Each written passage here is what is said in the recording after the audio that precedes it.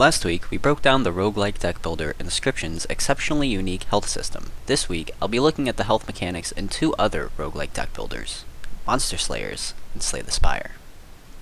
These two games have a lot in common, mechanically speaking. Both games have a roster of characters with different starting decks and abilities, 4 playable characters in the base game of Slay the Spire, and a whopping 16 playable characters in Monster Slayers. Both games also include various cards and items that will affect the player's current and maximum health values, though I'll go into more detail on that in a minute. Finally, the games both have various locations in the world, in order for the player to restore their health. While the games have many similarities, they also have several features that set them apart. Firstly, in Monster Slayers, the player gains experience and will level up after every 2 to 4 enemies they defeat, as well as after every boss fight. Upon reaching a new level, the player's maximum health is increased and fully restored. Given the maximum level the player can reach is 15, that's 14 times you'll be fully healed for free. Most of the characters in this game start with a max health of 41, except for the Barbarian, who has the ability to hurt themselves, so they start with a little extra. The Brute class will give you an additional 2 max health every time you level up, letting you get extra beefy at the expense of not being able to block or dodge attacks. And the Cleric class gives the player access to way more healing cards than any other one, making them highly sustainable during battle. Additionally, most classes, except for the Dragon, are able to equip up to 4 pieces of gear, most of which will give the player a good chunk of health. Since items are procedurally generated, sometimes they can give additional health as part of the item-specific effects as well. Finally, there are lots of locations on the map where the player can heal, with 2 healers per map who will fully heal you at no cost, a campsite with a good chance of healing you completely for free, and several merchants who can heal 25 health for 25 gold. Now for a quick look at Slay the Spire.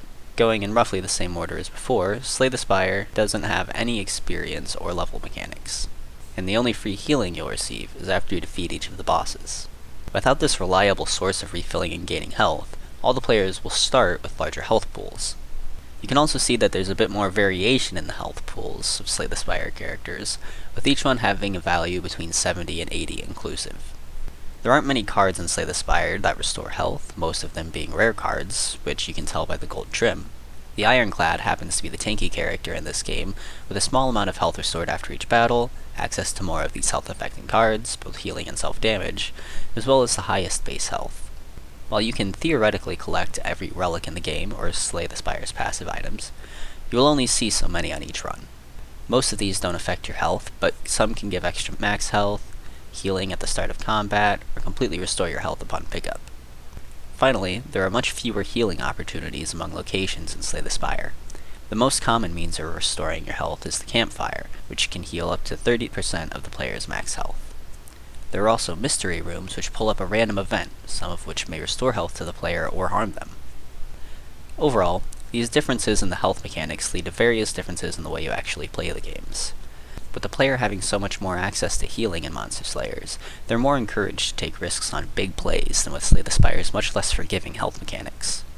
While the player may start with more health in Slay the Spire, having consistent access to health increases in Monster Slayers adds a nice feeling of progression, as well as allowing the player to stand a chance against progressively stronger monsters. Without any system for leveling or identifying what's in a room before you get there, Slay the Spire can feel much more chaotic, following up a near-death experience with a fight you can end in one turn. Thanks for watching.